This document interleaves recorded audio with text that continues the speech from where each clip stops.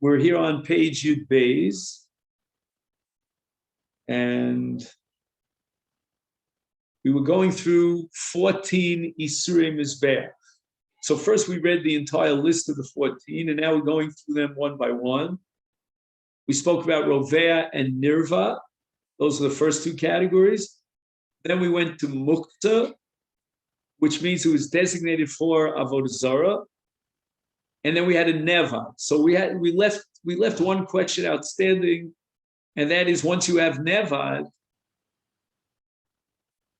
once you have Mukta, why do you need Neva?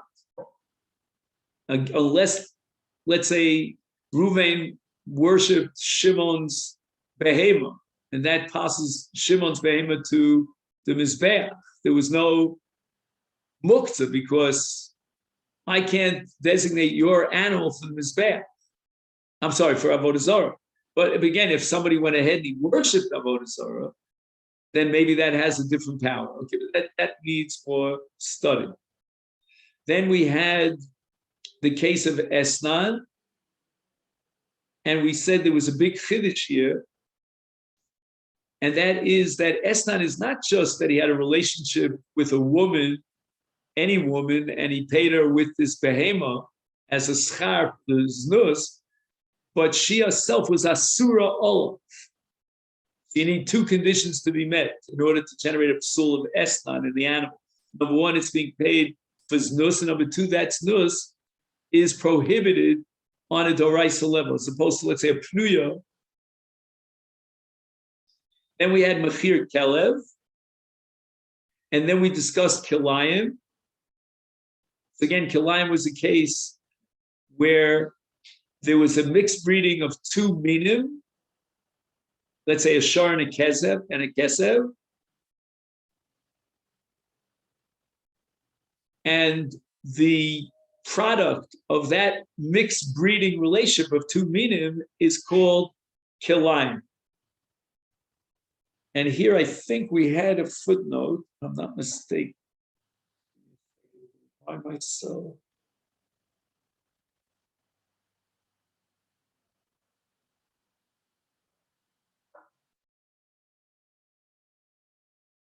Right. I think what we said last time, and maybe this was the end of the shir that we had on Thursday, is that kilayim, to generate a psul in the gufa carbon, is not a result of the violation of Isur kilayim, but as a result of the fact that the animal itself is kilayim, meaning the original two animals that he breeded, which let's say he wasn't allowed to do, those are still kosher l'mizbeach. It's only the next generation, the product of that mixed breeding, that's called kilayim. That's posel l'mizbeach.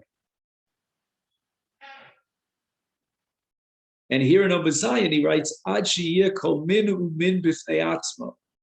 Right, the Torah goes out of its way with adding the word o between two minim to tell you that min a, the shar, is kosher l'mizbeach. O, or a separate min, which is kesev, that's kosher l'mizbeach. But if it's both, because it's a product of the mixed breeding of a shar and a kefes, of a kesev, that is posel l'mizbeach. We had another question that we asked. Why do we need a separate psul of kilayim? It should come under the universal principle, which is called that you're only allowed to bring on the mizbeach that which you're allowed to enjoy. And we had the same question about it, the next category, treifa. Let's say an animal became a treifa, it swallowed a nail and punctured one of its inner organs. It's not going to survive that. It's posel l'mizbeach. And the Gemara derives that in Masechet Mura from a pasuk at the beginning of Vayikra, im ola karbano min habakar, and the min habakar is a mute, only min habakar from the bakar, not any bakar, to exclude a treifa. And then the pasuk goes on and says, minatzon.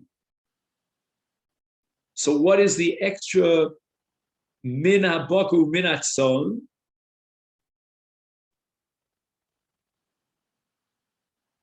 And that's what we looked up in the Torah Tmima. Do you remember that? what was the conclusion that we needed both minaboku minatson or minaboku is lahotzias hatreifa.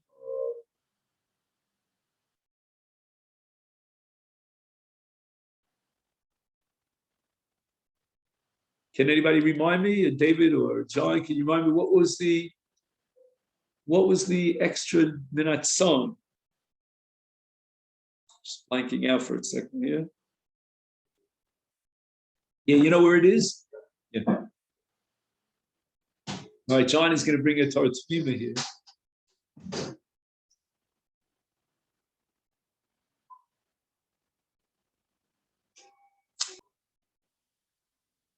So it should say, Im olah karbano min abakar.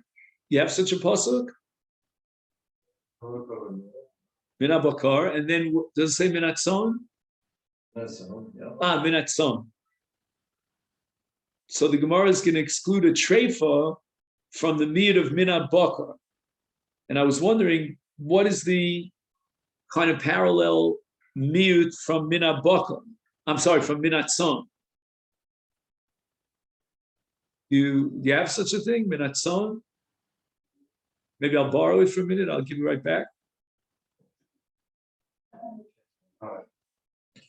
Okay, so it could be it's not here in the Torah Tzvima. Let's just see. Oh, here it is. It's on the other page. I'll just read it to you and then I'll give it back to you. He says, Minat bakar uminat son. And he says that minat son is lahotzi es hanogeach. Nogeach. He has another drasha, because that v'lo min hanogeach is from Tmura, but the Gemara in Tzbachim apparently derives v'lo chaya.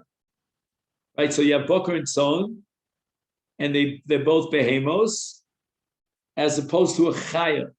So I don't know, is that's a double pashut that there's no carbon that comes from a chaya, like a. All right, I know he has a long discussion about this. Maybe we'll come back to it. No.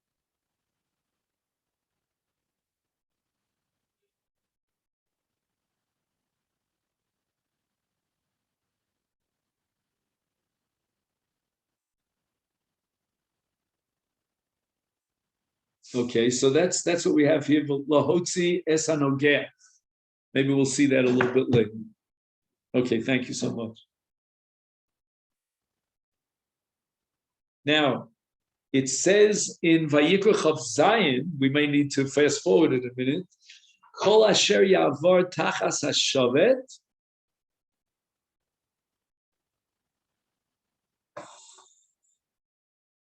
Prat l'treifa she'ena overis. So I think that's in the parsha of Meiser Behem. Right? Tavar Tapsa Shevet. You have 10 animals, and they each go out until you get to the 10th, and the Asiri Kodesh is for Meiser Behem. It has to be brought on the Mizbeh. But a treifa is excluded from Meiser Behem. And therefore, a treifa is possible in Mizbeach because it says culture yavar tachsa shevet prat l'treifa she'ena overis. Oh, now we get to my kash, I think. Finally. V'chein mimash shenemar mimashke Yisrael. Mimashke Yisrael min hamuta b'ficha.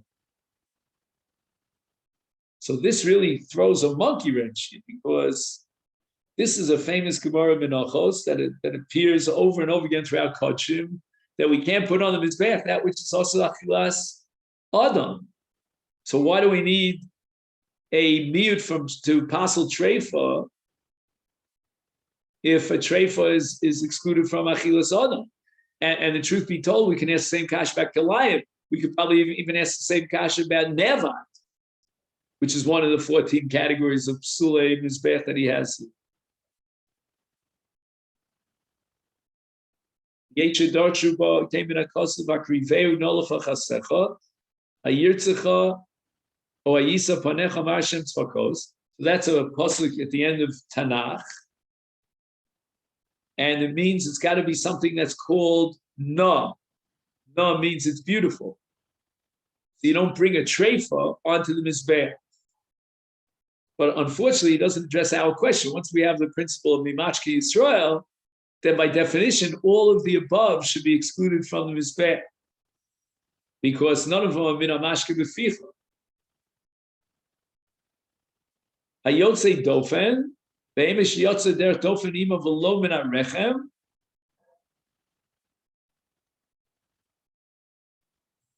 We call it a C-section.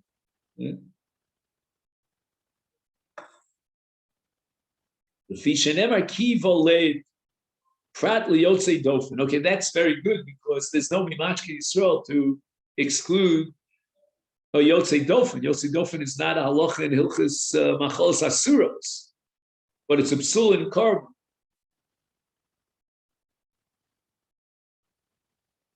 And this, he says, derives from a Gemara Bechoros. So we're really seeing all of Kodshim here. Menachos, Bechoros, Tmura.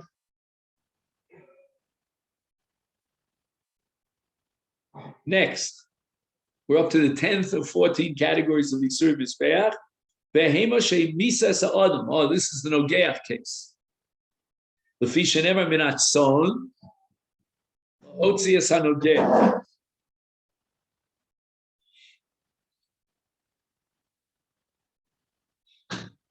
And we say that was a Gemara Bava Kama, am I correct? He seems to assume that's a Gemara in Tmura. Yeah, okay, it's a Gemara in Tmura. So that's number 10. Now we're up to number 11.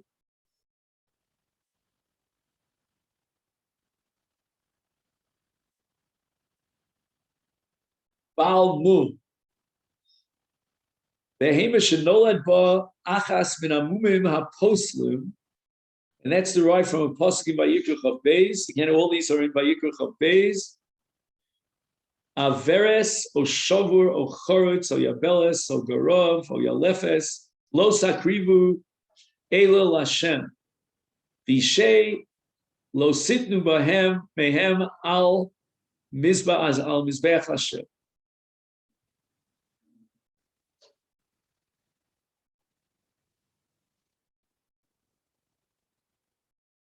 And of course, we need an expert, to decide whether or not this is a mum over or mum she'eno over, mum kavua. That became extremely important in the case of a bechar, because the Torah requires that you give a bechar to a kohen because it has kedushas bechar.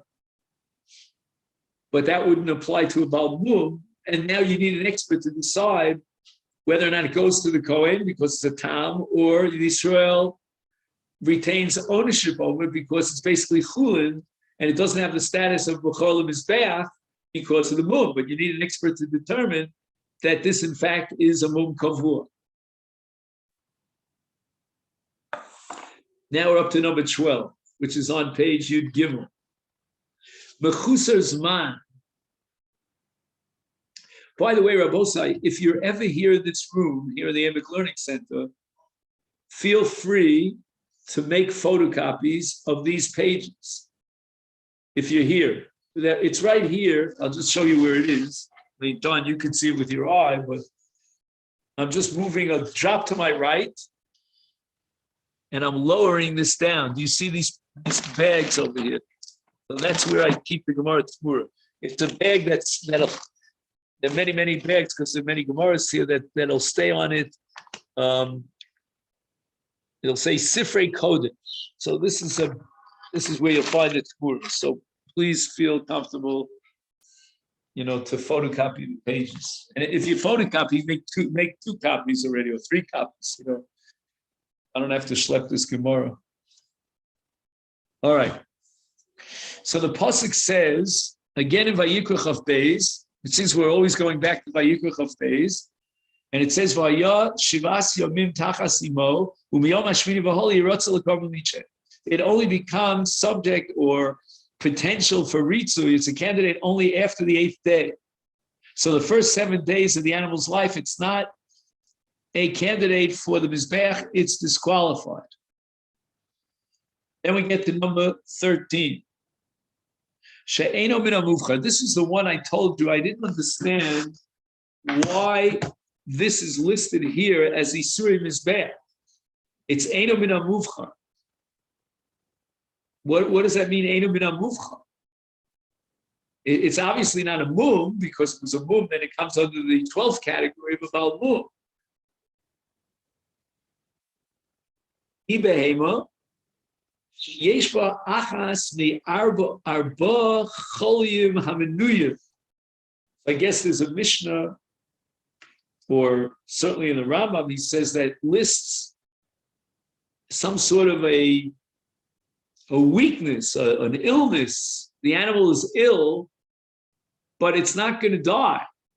It's not doomed to die. It's not a vital. It's not an injury to a vital organ that would make it into a treifa. So it's not a treifa. On the other hand, it's not a Baal mum because it doesn't have any of the mumim that are listed in the Torah. It just has choli. Choli means that it's not a treifa and it's not a Baal mum. It comes under this third category, which is called Eino min hamuvchar. Umikomakom einon bechlal ha'omer b'korbanos nivchar nidreicha. So this already is a pasuk in Parshas Re'eh and Sefer Dvarim, and he doesn't give you the details here. But from the fact that he's mentioning 4 categories of cholim, which are enumerated by the Rambam, the impression you get is that there's special dinim in each 4 categories of cholim. So we're not talking about you can have a scrawny, kachush, what's called a behema chusha, never a very skinny, cow, like the second group of paros, in Paro's dream. That's not what we're talking about. We're talking about very specific cholim. And that gives me the right to assume, and I hope I'm correct about this, that this is a psul lemizbeach. You could have a behema chusha, which is very skinny and lean, and you would want to avoid bringing it on the mizbeach, but there's no isa to bring it on the mizbeach. So I don't know, you have to study the Parsha of Kain v'Hevel, but in other words, there are karbanos which are, what should I say, b'di'evid karbanos, they're second-rate karbanos, but they're still carbon. I mean, you get the recent carbon, and it's Kodshim. This seems to indicate a category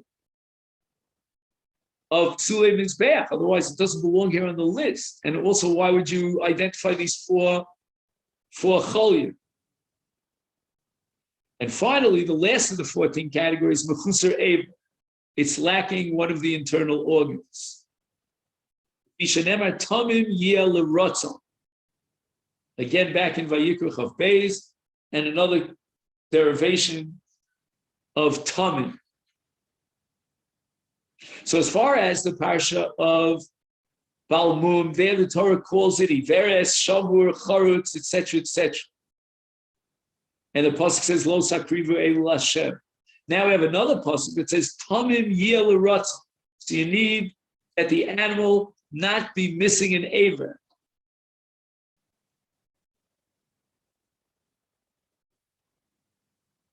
Okay. Now he goes on, Yonka Minat Treifa.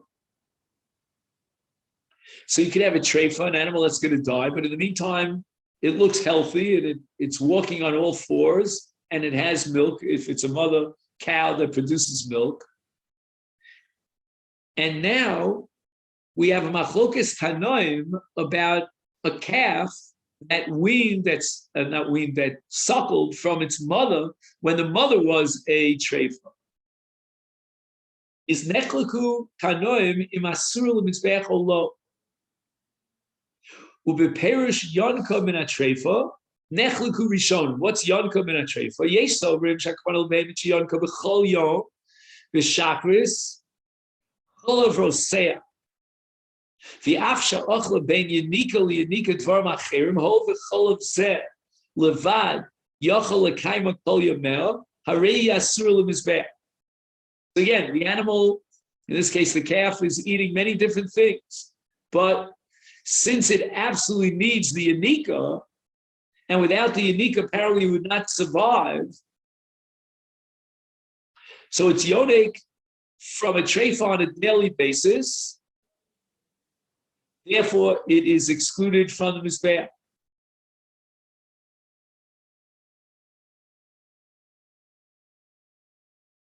Now, if I understand correctly, what that would mean is that even if today it didn't suckle from a treifa, but it has the pattern of suckling from a treifa on a regular daily basis, and that's what keeps it alive. Let's say they skipped a day, it's still, even on that day that it did not suckle from its mother a treifa, it still is excluded from the mizbeach. Why? Because it's been suckling on a daily basis from its mother, who's a treifa. She is a treifa.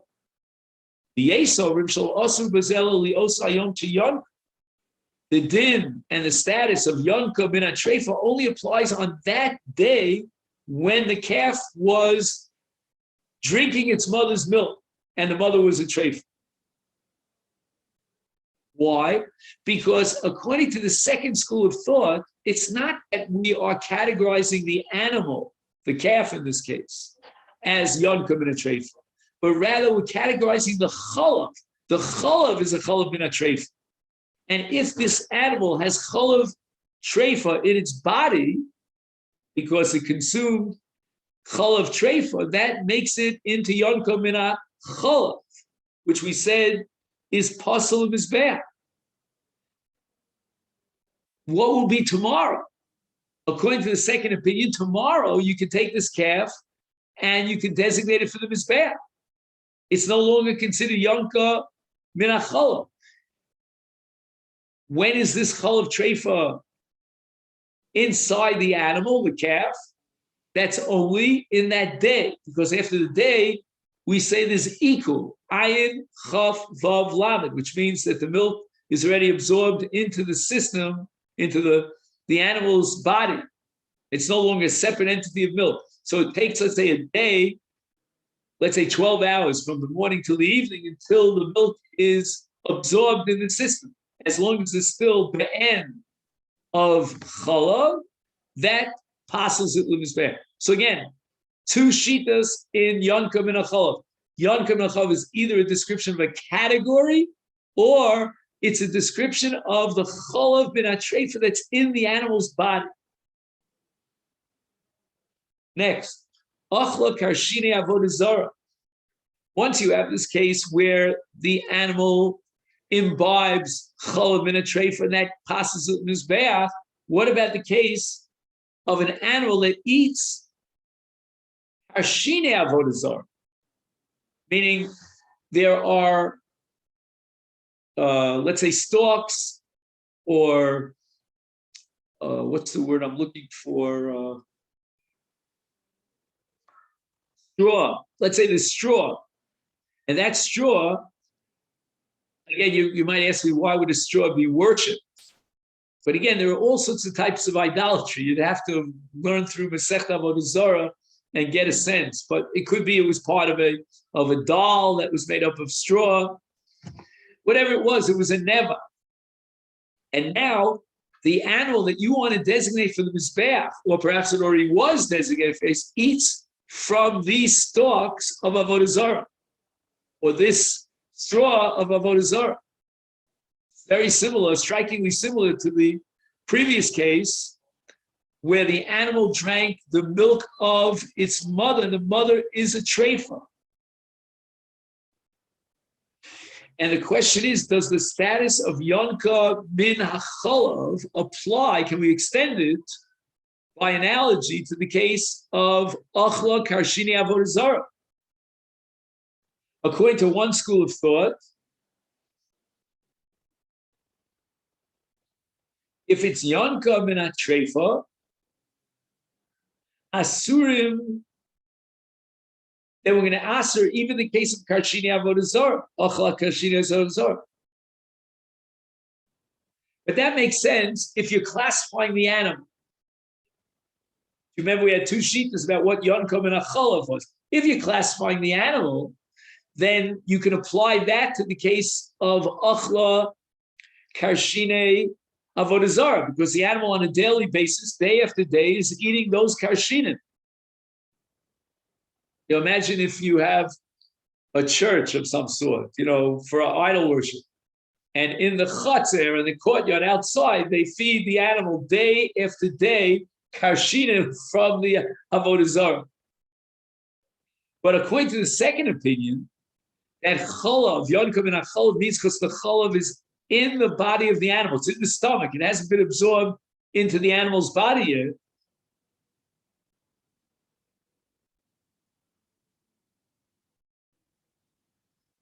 Is then, in the case of Cholav, we say that the Cholav remains in the animal for a full day, or at least 12 hours. But in the case of Karshinim, we're going to say that it's absorbed very quickly into the system. The reason for that is, I think, I'm not a biologist, but because of the difference between a solid and a liquid. A liquid will sit in the stomach of the animal until it gets absorbed. But a solid, the very moment that the animal chews up the solid, it's no longer be'en. It loses its status. So again, if we're describing the animal, and we have an animal that's Yonkom min Acholav day by day, it drinks the milk of its mother's atrefa, so too here. Day by day, they feed this animal. Karshini Avodah Zarah.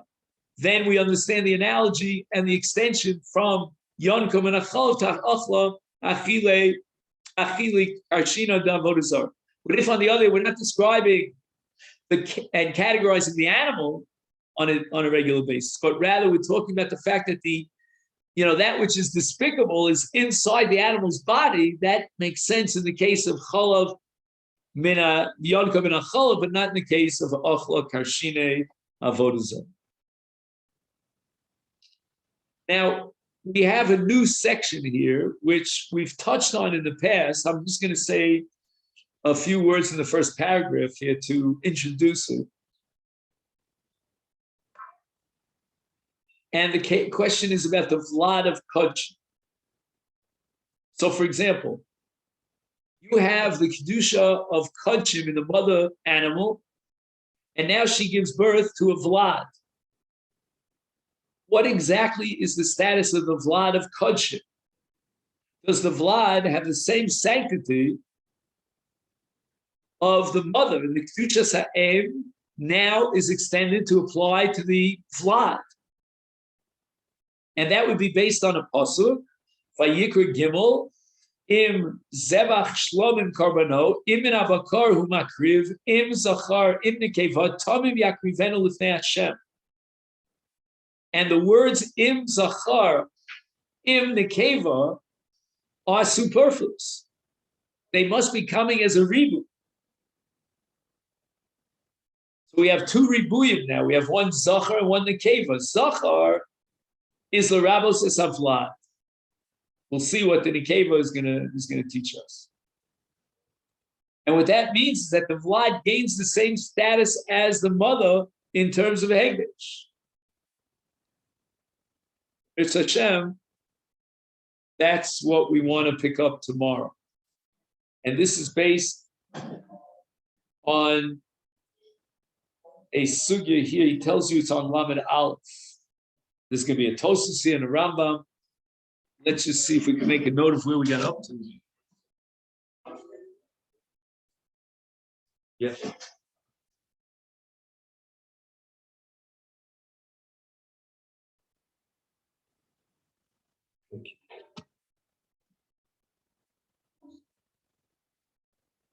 Okay. So now, Rabosai, we're going to open up Masechta Yevamis. Did you, by any chance, make a note in your Gemara where we got up to? I know we're up to Lamed Zayin, but I'm trying to figure out where.